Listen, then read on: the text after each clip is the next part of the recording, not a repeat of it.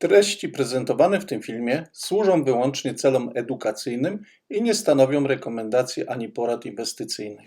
Cześć, tu Marek, witam Was wszystkich bardzo serdecznie po dłuższej nieobecności. W dzisiejszym filmie postaram się Wam przybliżyć sekrety spanu opóźnionego, czyli Chico Span. Będzie to pierwsza część poświęcona temu tematowi. Temat wbrew pozorom jest bardzo szeroki, więc w jednym filmie nie byłem w stanie wszystkich informacji przedstawić. Jak zwykle zachęcam do komentowania, polubienia filmu i subskrybowania mojego kanału. Pamiętajcie, że Wasze widoczne zainteresowanie wiedzą, którą staram się Wam tu przedstawić, jest dla mnie największą motywacją do tworzenia kolejnych filmów. Tak jak powiedziałem, w dzisiejszym filmie zajmiemy się Chico Span. Chico Span po angielsku nazywane jest jako lagging span.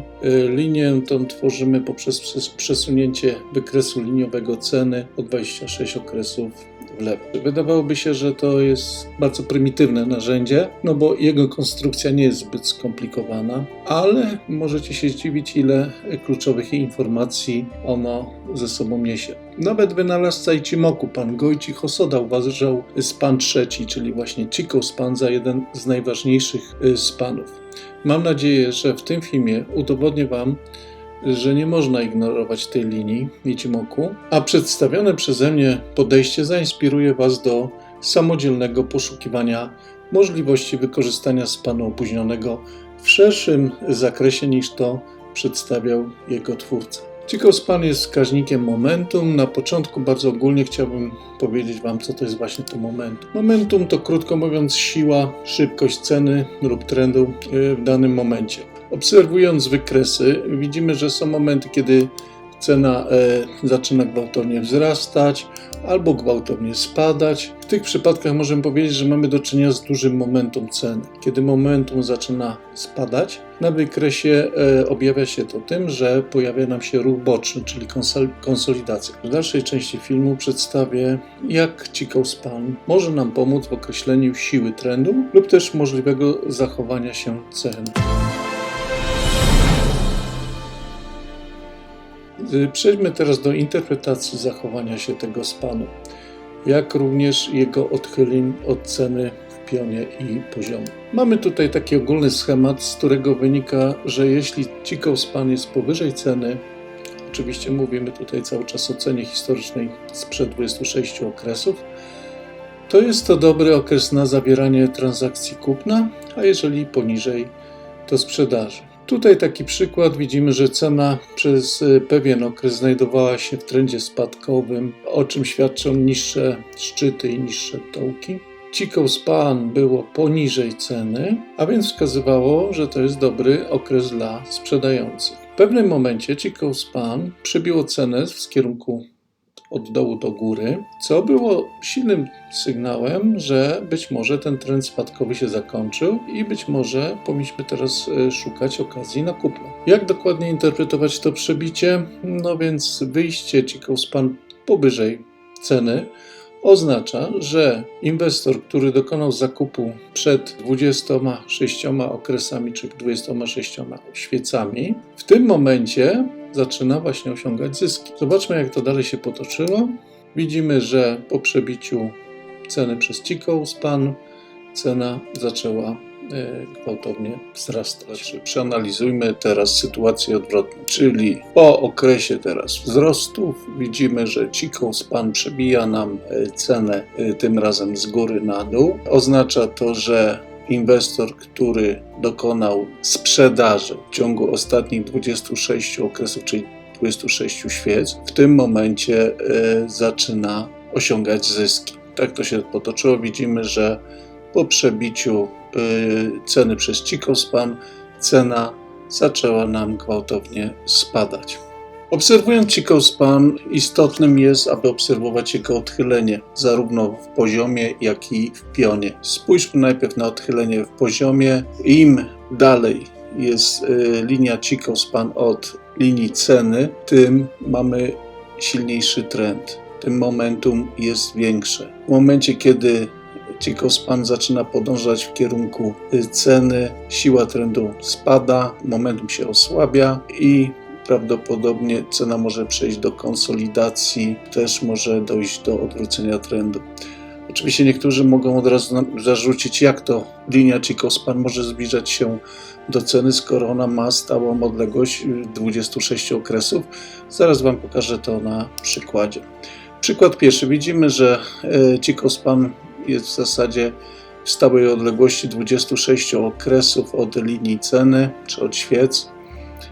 Widzimy, że tutaj mamy do czynienia z dosyć silnym trendem wzrostowym lub ruchem prowzrostowym. Tutaj widzimy, że Chico-Span zaczyna nam się właśnie zbliżać do ceny. Nie chodzi tutaj oczywiście o cenę bieżącą, bo odległość od ceny bieżącej do Chico-Span zawsze będzie wynosiła 26, ale chodzi o to, że Chico-Span może podążać w kierunku świec historycznych. Przyjmuje się, że jeżeli Chico-Span zbliży się na odległość mniejszą niż 15 świec, będzie to wyraźny sygnał, że trend nam słabnie, cena zaczyna nam konsolidować, tak jak tu widzicie. Także obserwacja odległości Chico-Span od ceny w poziomie daje nam tutaj istotną informację dotyczącą siły trendu. O ile interpretacja odchylenia w poziomie jest raczej powszechnie znana, to już interpretacja odchylenia w pionie wydaje mi się, że jest mniej powszechna. Chico-Span, odchodząc od ceny w poziomie, bo mówimy oczywiście tutaj o ocenie historycznej, wskazuje nam na duże odchylenie od stanu równowagi. Tak jak podobnie jak cena w momencie odejścia od stanu równowagi będzie dążyła do jej wyrównania, tak samo Chico-Span będzie tutaj wymuszał ruch ceny w kierunku właśnie tego punktu równowagi, czyli będzie starał się zminimalizować tą odległość między poziomem Chico-Span a poziomem ceny. Spójrzmy teraz na przykład. Widzimy, że Chico-Span dosyć znacznie odszedł od poziomu ceny. Był to dosyć silny ruch prowzrostowy. Należy się spodziewać, że wkrótce nastąpi odwrócenie kierunku ceny w celu właśnie zminimalizowania tego odchylenia od stanu równowagi. No i zobaczmy, jak to się wydarzyło. Widać, że tutaj Chico-Span nam zanurkował, zminimalizował już tutaj odległość pomiędzy Chico-Span a ceną, ponieważ tak naprawdę to nie Chico-Span się porusza, tylko cena. Mieliśmy tutaj właśnie wyraźny sygnał, że powinno dojść do dosyć dużej korekty. Co możemy powiedzieć o Chico-Span w czasie konsolidacji? W przypadku ruchu bocznego istotnym momentem jest moment, kiedy Chico-Span wplątuje się nam w cenę. Moment ten wyznacza nam tak zwany poziom rynku, wokół którego cena nam zacznie oscylować. Może przypominacie sobie tu taką ilustrację, to jest ilustracja z książki wnuka Hosody Teseja. On tutaj wskazywał, jak cena zachowuje się w czasie konsolidacji. Widzimy, że cena, poruszając się z kierunków od punktu V i W, dotarła do punktu A, który wyznacza nam poziom drugi, czyli nasz poziom rynku. Cena oscyluje wokół tego poziomu, wyznaczając nam przy okazji te poziomy pierwszy i trzeci, czyli tak naprawdę zakres tej konsolidacji. Widać, że wyjście w kierunku X lub Z następuje w punkcie G, który również umieszczony jest tutaj na linii określającej poziom rynku. U nas punktem G będzie właśnie ta świeca, od której rozpoczął się taki znaczący ruch prospadkowy. Ta świeca została tutaj zasygnalizowana przez przebicie poziomu ceny przez linię Chico-Span w tym miejscu. Co jest ważne, co tutaj wnuk Hosody mówił, że ten odległość między punktem A a G powinna być równa liczbie podstawowej, którą określił Hosoda. O liczbach podstawowych mówiłem już w poprzednich filmach. Pomierzmy sobie, widzimy, że odległość pomiędzy tutaj początkiem a końcem to jest 67 świec, czyli to mieści się w tolerancji cyklu 65, czyli liczby podstawowej 65. Zmierzyłem tutaj również odległość pomiędzy początkiem a momentem wyjścia Chico-Span. to jest cykl 41, czyli również mieści się w tolerancji 42. Także tutaj widzimy, że w czasie konsolidacji Chico-Span również niesie nam tutaj dosyć istotne informacje na temat poziomu rynku, ewentualnie momentu, w którym konsolidacja zostanie zakończona.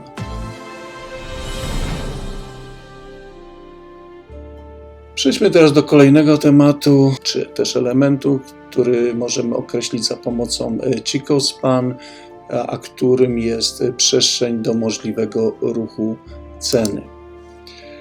Na pewno już o tym wiecie, że każda linia Ichimoku może być wsparciem lub oporem dla ceny. Czasami zdarza się jednak, że cena, pomimo że na jej drodze nie ma żadnej przeszkody, zatrzymuje się lub zmienia swój kierunek. Chico-Span pomoże nam w niektórych przypadkach wyjaśnić te dziwne zachowanie się ceny, gdyż Chico-Span, podobnie jak cena, również może reagować na linię Ichimoku. Wyobraźmy sobie, że nasze Chico-Span to jest taki zawodnik, który bierze udział w biegu z przeszkodami.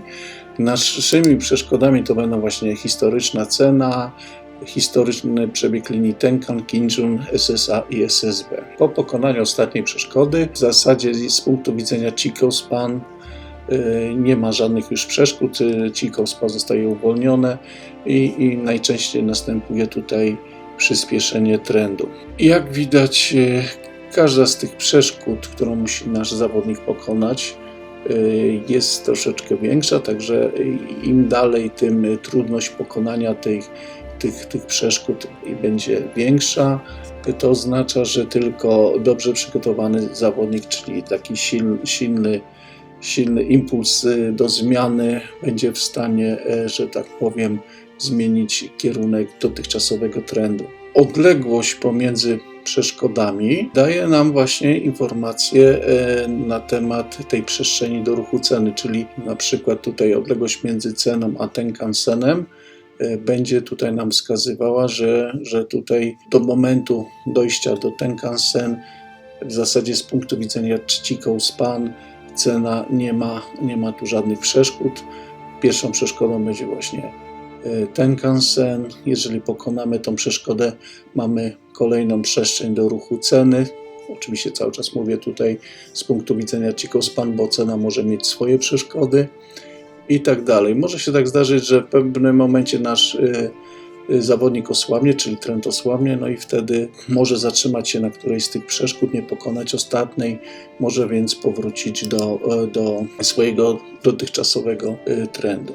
Przejdźmy teraz do takiego przykładu praktycznego. Po jakimś tam okresie spadków cena nam zaczyna konsolidować. Być może dojdzie teraz do zmiany kierunku ceny, czy zmiany też trendu. Aby to się zdarzyło, Chico-Span musi pokonać szereg przeszkód, tak jak już wcześniej wspominałem.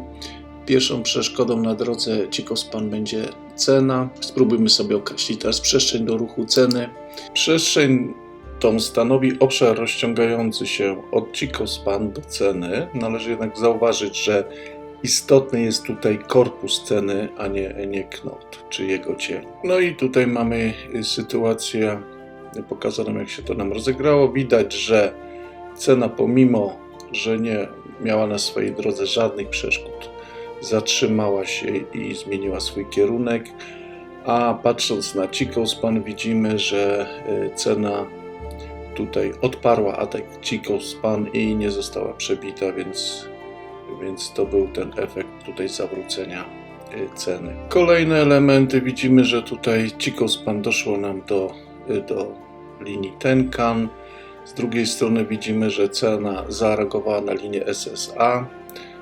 Także informacja, którą nam daje Chico-Span, jest również istotna do potwierdzenia siły innych sygnałów. W tym momencie to po prostu potwierdzenie silnego oporu linii SSA. Ok, teraz postarajmy się określić przestrzeń do ruchu, począwszy od momentu, kiedy Chico-Span znajdowała się tutaj w tym miejscu zaznaczonym strzałką. Nasz pierwszy obszar będzie bazował na aktualnej pozycji Chico-Span oraz linii Tenkan, tym płaskim przebiegu tej linii. będzie to wyglądało w ten sposób. Kolejnym obszar, który możemy sobie wyznaczyć, to będzie ten obszar związany pomiędzy linią Tenkan-sen i Kijun. No i ostatni obszar to jest tutaj obszar do linii SSA, który właśnie na której, jak widać, Chikou-span się zatrzymała. Widać, że tutaj cena, pomimo że przebiła Kumo, ponownie zawróciła do chmury. No i jak widać, te obszary były dosyć istotne, cena tutaj reagowała w większym lub mniejszym stopniu.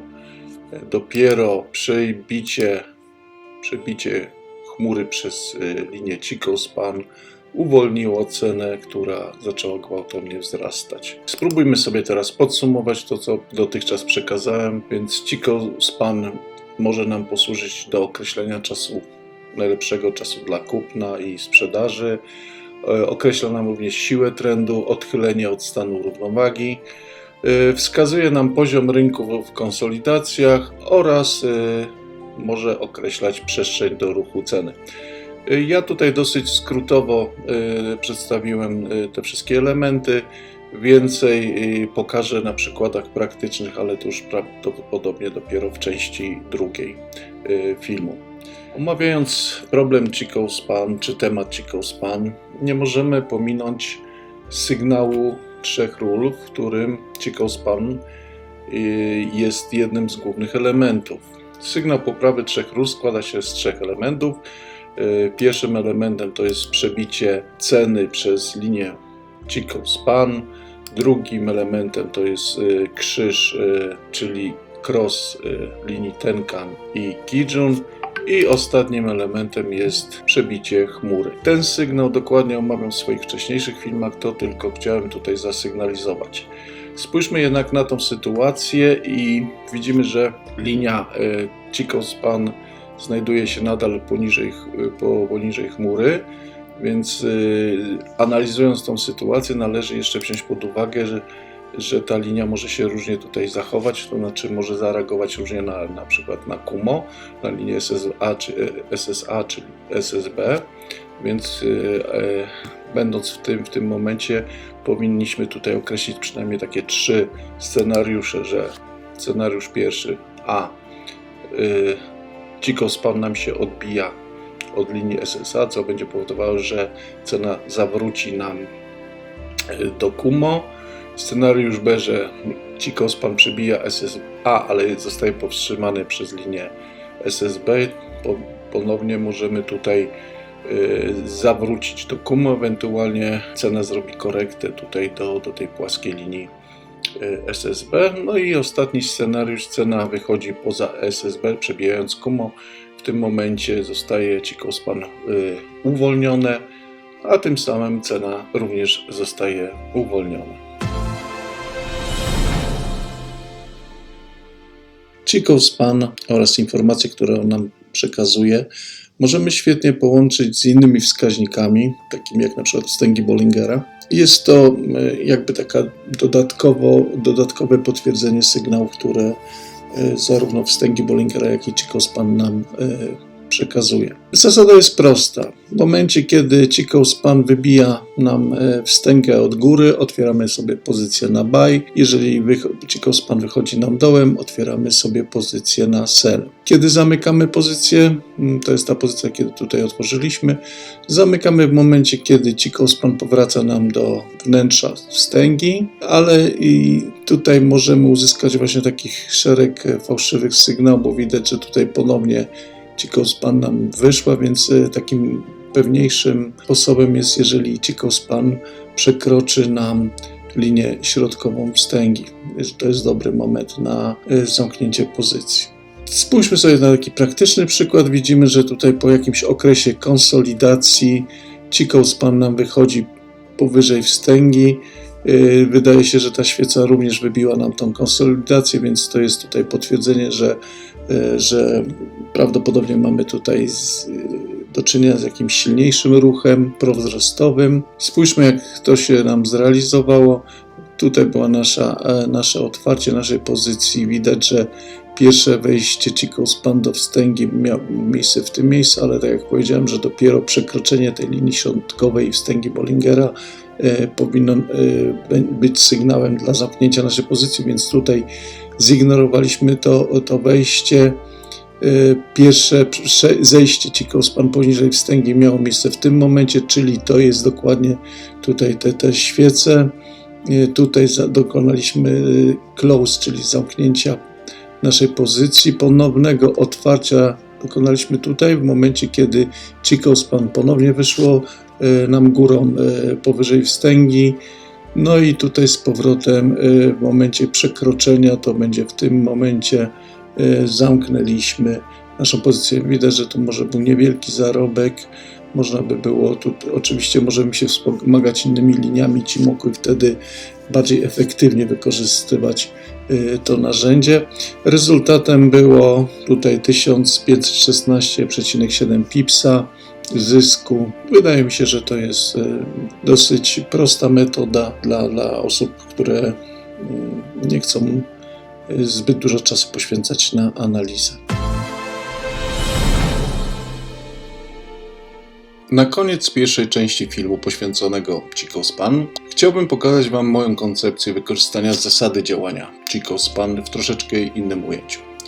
Żeby nie było nieporozumień, podkreślam, że to jest mój własny pomysł, a nie sposób prezentowany przez wynalazcę Ichimoku, czyli przez Goichi Hosoda. Patrząc, ile cennych informacji niesie ze sobą dość proste narzędzie, jakim jest Chico Span, nie byłbym sobą, gdybym nie spróbował znaleźć sposobu na zwiększenie jego efektywności. Przeglądając różne strony internetowe poświęcone Ichimoku, natknąłem się na taką koncepcję, że zamiast jednego Chico Span mamy ich kilka o różnych parametrach. W tym przypadku zastosowałem ustawienia 9, 26 i 52, ale testowałem też inne ustawienia oparte na liczbach podstawowych, takie jak na przykład 17 i 33. Jakie są zalety takiej strategii? Przede wszystkim możemy zobaczyć, jak poszczególne trendy, mam na myśli trend krótko, średnio i długoterminowe, się tworzą i wzajemnie przeplatają. Z drugiej strony osobiście nie widziałem zbyt dużej wartości dodanej stosując tą metodę.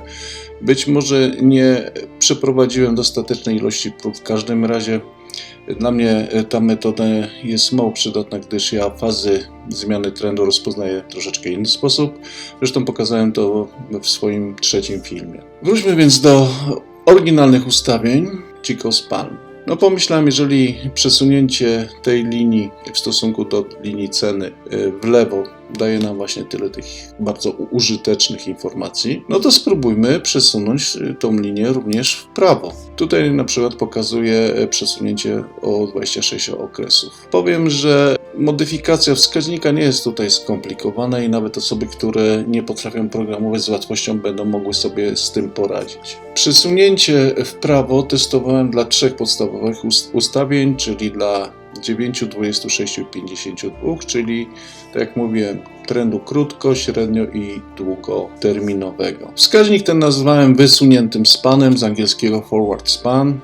Na tym schemacie pokazałem, jak wygląda wzorcowy trend wzrostowy, czyli widzimy, że cena nam tutaj wzrasta jednostajnie. Chico Span znajduje się po lewej stronie, przesunięte o 26 okresów, a wysunięte spany kolejno 9, 26 i 52 przesunięte są w prawą stronę. Każde zaburzenie tego układu będzie niosło ze sobą dodatkową informację, istotną informację, którą należy wykorzystać przy prowadzeniu danej pozycji. Przejdźmy może od razu do przykładu praktycznego. Wykorzystam tą samą sytuację, którą pokazywałem Wam w czasie prezentacji strategii połączenia Chico Span i wstęg Bollingera. Widzimy, że tutaj po pewnym okresie konsolidacji cena wybija nam ten obszar konsolidacji i w momencie tego wybicia, w tym momencie otwieramy sobie pozycję buy. Pozycję tą zamykamy w zależności od tego, który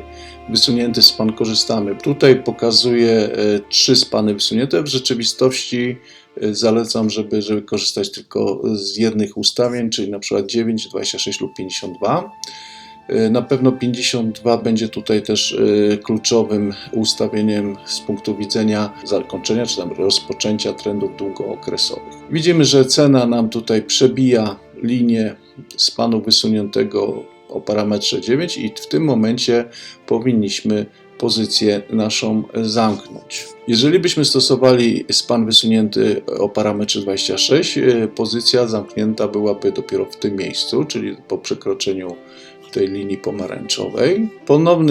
Ponownego otwarcia pozycji dokonujemy w momencie, kiedy cena wróci z powrotem powyżej tych spanów wysuniętych. To jest akurat nastąpiło w tym samym okresie czasu, czyli zarówno jeżeli korzystamy ze spanu przesuniętego o 9 okresów, jak i 26 okresów, ta świeca zamyka się tutaj powyżej tych spanów i w tym momencie ponownie otwieramy pozycję. Widzimy, że pozycję powinniśmy zamknąć ponownie w przypadku spanu wysuniętego o 26 okresów, gdyż znowu cena zamknęła się poniżej tego spanu i kolejne otwarcie nastąpiło już tutaj. Żeby skrócić tutaj tą prezentację, może tu pokażę już całościowy wynik.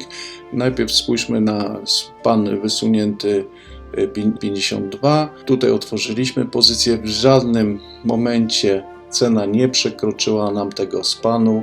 Nastąpiło to dopiero tutaj i tutaj zamknęliśmy pozycję buy. Te przekroczenie tego spanu jest również sygnałem, że prawdopodobnie nastąpi teraz odwrócenie kierunku trendu. Rezultat, jaki osiągnęliśmy, to jest 2156,6 pipsa. Zobaczmy, jakie rezultaty uzyskamy stosując inne ustawienia spanu wysuniętego. Mamy span wysunięty o parametrze 26. Podobnie jak poprzednio, tu nastąpiło otwarcie pozycji. Tu mieliśmy szereg zamknięć i ponownych otwarć. W momencie, kiedy cena schodziła poniżej spanu 26, wysuniętego 26, zamykaliśmy. Jeżeli wchodziła ponownie górą, otwieraliśmy. Widać, że przeprowadziliśmy oprócz tej pierwszej operacji to raz, dwa, trzy, 7 operacji. Zamknęliśmy mniej więcej w tym samym miejscu, które wskazywał nam span wysunięty 52. Rezultat, który uzyskaliśmy, to jest 1764,1 pipsa. No i ostatni przypadek, spójrzmy, jak to wyglądało w przypadku spanu wysuniętego o 9 okresów. Widzimy, że tych operacji tutaj musieliśmy dokonać troszeczkę więcej. Rezultat uzyskany 2602,8 pipsa. Tutaj ta sytuacja wymaga szerszego omówienia. Dlaczego tutaj na przykład nie otwieraliśmy, nie zamykaliśmy, to zaraz wyjaśnię to na następnym slajdzie. Tak jak powiedziałem, tutaj powinniśmy otworzyć pozycję, ale patrząc na Chico span, które zeszło poniżej wysuniętego spanu o parametrze 9, no to nas tutaj w tym momencie powstrzymało od otworzenia tej pozycji. Dopiero powrót Chico span nad span wysunięty o 9 okresów da nam sygnał do ponownego otwarcia pozycji na buy. To nastąpiło dopiero w tym momencie. Widać, że tutaj span wyszedł poza linię spanu wysuniętego 9.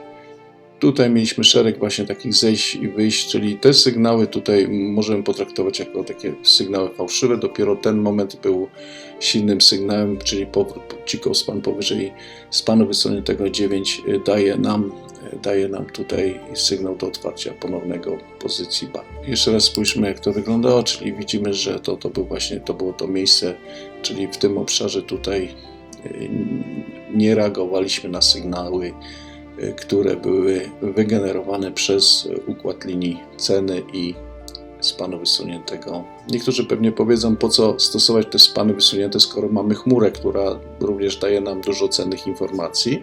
Spójrzmy sobie, jak to wyglądało. To są tu te 3 spany naniesione. Chmura. Widać, że rzeczywiście tutaj, patrząc na chmurę, widzimy, że ona powstrzymała tutaj spadki. No ale tutaj właśnie ten moment, który zaznaczyłem tym dużym kółkiem, tutaj cena weszła nam w chmurę, zaczęła tutaj oscylować pomiędzy SSB i SSA i tak naprawdę dopiero span wysunięty o parametrze 52 pokazał nam, czy będzie szansa na przebicia tej chmury, ponieważ cena w żadnym momencie nie przekroczyła tego spanu, no to nie mieliśmy tutaj podstawy do zamknięcia pozycji, więc ta pozycja buy była tutaj kontynuowana.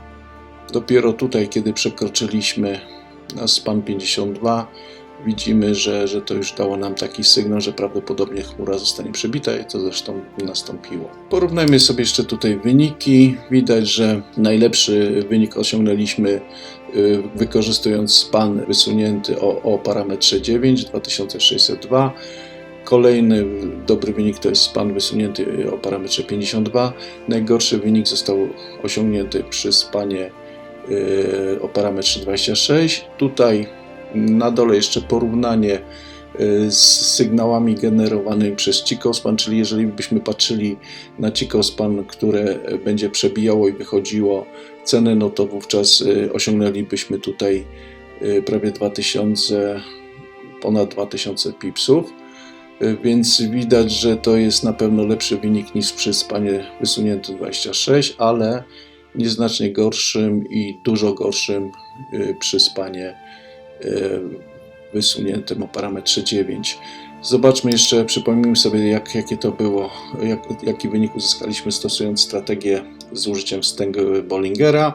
No tutaj był najgorszy wynik jaki osiągnęliśmy, czyli 1516 pipsów. To nie należy traktować, że tą strategię z wstęgami Bollingera należy odrzucić, po prostu tutaj mieliśmy do czynienia z sygnałami silnymi i nie wymagającymi jakichś tam dodatkowych analiz, więc rezygnując z jakiegoś dodatkowego zarobku, mamy tutaj dosyć efektywny system, który pozwoli nam zarobić. Jakie zalety posiada właśnie ten span wysunięty?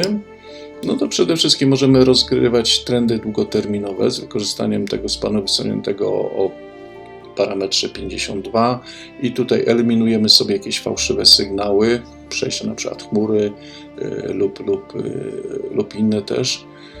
Możemy też efektywnie wykorzystywać trendy wykorzystaniem spanu 9. W tym momencie eliminujemy większe korekty. No i takim dosyć istotnym elementem to jest łatwe prowadzenie pozycji, czyli SL byśmy przesuwali po tym spanie wysuniętym, już obojętnie z jakim parametrem 9, 26 czy 52. Czyli w momencie przebicia spanu pozycja byłaby automatycznie zamknięta. Jeszcze raz chciałbym tu wyjaśnić tę eliminację większych korekt, dlaczego możemy uzyskać tutaj większe zyski. Przyjmijmy tutaj, że tu mamy taki przykładowy przebieg ceny, gdzie po pewnych wzrostach nastąpiła jakaś głębsza korekta i powróciliśmy do wzrostu. Tu mieliśmy wejście, korzystając powiedzmy ze spanu 9, możemy tutaj zamknąć naszą pozycję, kolejne wejście byłoby tutaj, także ten nasz dodatkowy zysk, który został wygenerowany poprzez odpowiednio wczesne wyjście i późniejsze otwarcie pozycji, to dodaje się do naszego zysku. Dziękuję, to na dzisiaj wszystko.